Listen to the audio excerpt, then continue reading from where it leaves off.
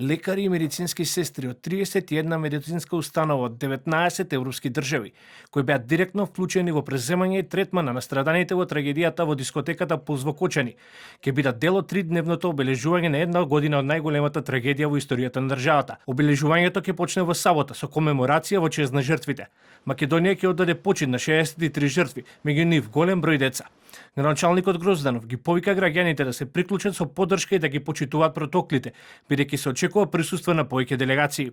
Започнуваме на 14 март, сабота, во 8 часот, во црковниот храм Свети Ѓорги Великомаченик, каде ќе чиноначелствува архиепископот Охридски и Македонски господин Стефан, заедно со владиката Иларион од Брегалничката епархија.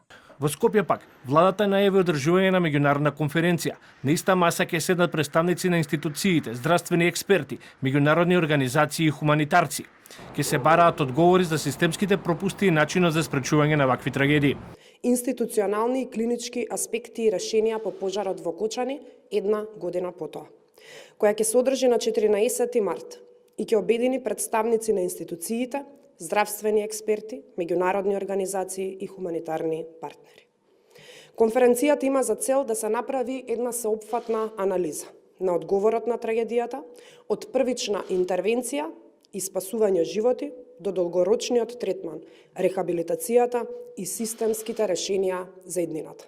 Во меѓувреме, минатата недела започна и судскиот процес против тројца полициски службеници, поврзани со случајот. Делот обвинетите веќе се наоѓаат во домашен притвор. Одбраната на делот обвинетите бара промена на обвинителниот акт со став дека како што сега е срочено, ќе падне на суд. На обвинителната клупа се 35 физички и 3 правни лица.